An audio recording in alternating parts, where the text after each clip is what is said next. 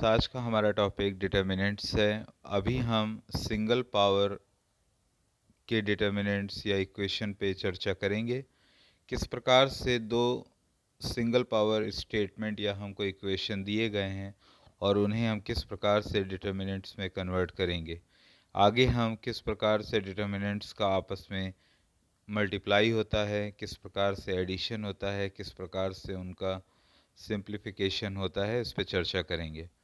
तो सबसे पहले हमको एक इक्वेशन दी गई है a1x plus b one y is equal to zero, और सेकेंड इक्वेशन है a2x plus b two y is equal to zero. तो सबसे पहले हमको x और y जो चर हैं इनको लोप करना है या इसको हमको एलिमिनेट करना है, और इक्वेशन वन को डिवाइड करना है a2 से और इक्वेशन टू को डिवाइड करना है a1 से। तो जब हम a1x plus b one y is equal to zero में x और y को एलिमिनेट करते हैं तो ये जस्ट बचता है a1 plus b one is equal to zero. जब हम इसे a2 से डिवाइड करते हैं तो a1 by a two plus b one by a two is equal to zero. इसको सिंप्लीफाई करेंगे तो a1 a2 plus b one a two is equal to zero हो जाएगा।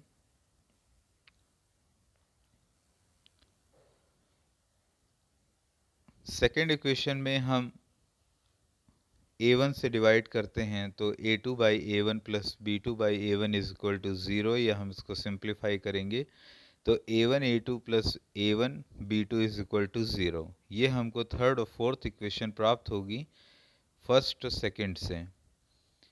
थर्ड और फोर्थ इक्वेशन को अगर हम आपस में एक दूसरे से माइनस कर देते हैं तो a1 और a2 एक दूसरे से कट जाएगा, और जो बचेगा वो b1 a2 minus b2 a1 या b1 a2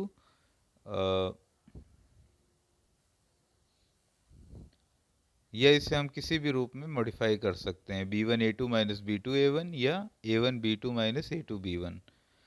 किस तरीके से इसको सिंप्लीफाई करते हैं, इसको कन्वर्ट करना होगा डिटर्मिनेंट्स के अंदर। तो a1 b2 minus a2 b1 is equal to zero, तो हमें a1 a2 b1 b2 इस तरीके से हम इसे डिटर्मिनेंट फॉर्म में लिख सकते हैं। कैसे ये आता है, तो a1 a2 और b1 b2 डिटर्मिनेंट फॉर्म में दिखाया गया है। तो किस तरीके से इनका क्रॉस होता है, तो a1 b2 a1 की गुणा होगी b2 से, माइनस पहले माइनस यूज होगा देन प्लस यूज होगा, इस तरीके से आगे बढ़ता जाता है। तो a1 b2 minus b1 a2 is equal to zero. तो इस प्रकार से सिंगल इक्वेशन के अगर हमको दो इक्वेशंस दिए गए हैं तो उनको हम डिटर्मिनेंट्स में कन्वर्ट कर लेंगे। अब हम तीन इक्वेशन अगर दिए जाएं तो उसको किस तरीके से डिटर्मिनेंट फॉर्म में लेंगे ये देखते हैं।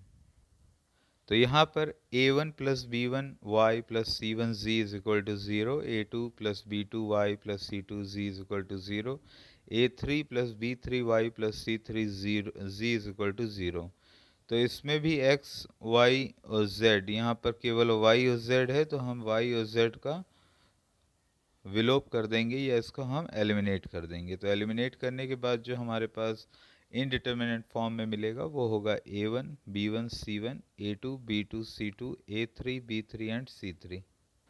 अब किस तरीके से पुराना a1 b1 c1 और a2 b2 c2 a3 b3 c3 में किस प्रकार से इनके को फैक्टर निकाले जाते हैं, तो इसके लिए करना क्या होता है कि जिस भी डिजिट का हमको को फैक्टर निकालना होता है तो हम उस, अगर हमें a1 का को फैक्टर निकालना है तो हम इसकी पूरी रो और पूरी कॉलम को हम हाइड कर देते हैं। देन जो हमारे पास प्राप्त होता है वो b2 c3 और b3 और c2।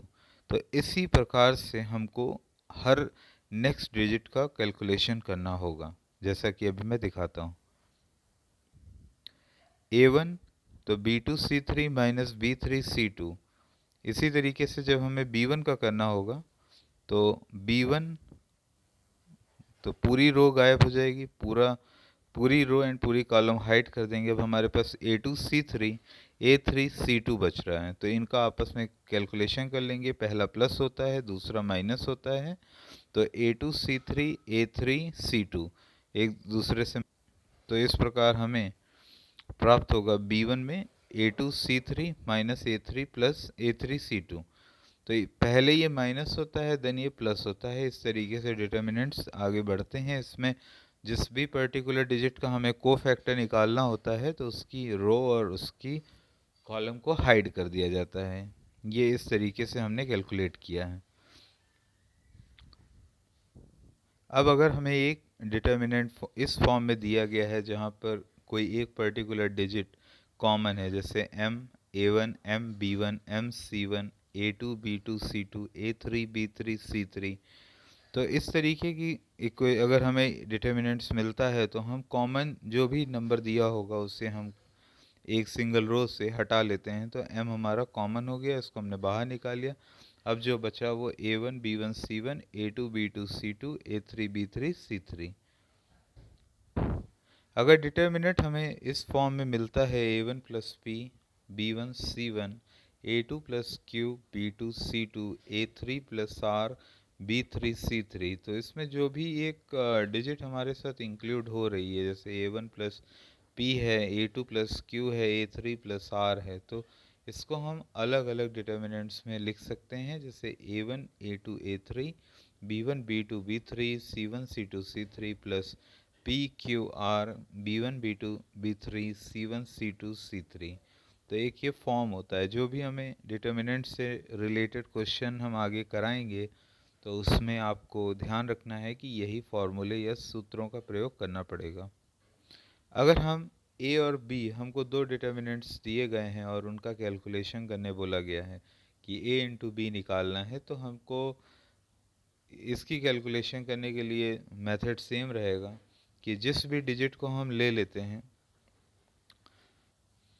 तो ए और बी का कैलकुलेशन करना है, तो इसमें मेथड ये रहेगा कि 1 1 1 2 1 3 मीन्स कि first row into first column, then first row into second column, then first row into third column, नीचे आएंगे second row first column second row second column second row third column, नीचे आएंगे third row first column third row second column third row third column. किस प्रकार से calculation करना होगा, तो यहाँ पर a1 x1 plus b1 y1 plus c1 z1, तो इसको है फर्स्ट रो फर्स्ट कॉलम का गुणा किया गया है। a2 x1 plus b2 y1 plus c2 z1, तो यहाँ पे सेकेंड रो है, साथ में फर्स्ट कॉलम है, तो कैलकुलेट किया। नीचे आए a3 x1 b3 y1 plus c3 z1, तो इसका कैलकुलेशन है थर्ड रो और फर्स्ट कॉलम। इसी तरीके से जब हम a1 x2 b1 y2 c1 z2 का कैलकुलेशन करते हैं तो ये हमारा हो जाता है first row second column, then a2 x2 b2 y2 plus c2 z2, ये हो जाएगा second row second column, a3 x3 b3 y2 c3 z2 third row और सेकंड कॉलम। अब यहाँ पर लास्ट है a1 x3 plus b1 y3 plus c1 z3, तो ये हमारा फर्स्ट रो है और थर्ड कॉलम है। नेक्स्ट है a2 x3 b2 y3 plus c2 z3, ये हमारा सेकंड रो और थर्ड कॉलम है। a3 x3 plus b3 y3 plus c3 z3, ये हमारा थर्ड रो और थर्ड कॉलम है। तो इसी प्रकार से कैलकुलेशन आव्यूह या मैट्रिक्स में किए जाते हैं। तो इन डिटर्मिनेंट्स के अंतर्गत कैलकुलेशन के जो भी सवाल हैं वो इसी पे ही बेस्ड होंगे। और अभी तक अगर आपने हमारा चैनल अगर नहीं सब्सक्राइब किया है तो कोशिश कीजिए कि सब्सक्राइब कर लीजिएगा। और इस पे इकोनॉमिक्स एंड मैथमेटिक्स से रिलेटेड, मतलब इकोनोमेटिक्स से रिलेटेड क्वेश्चंस आपको कराए जाते हैं।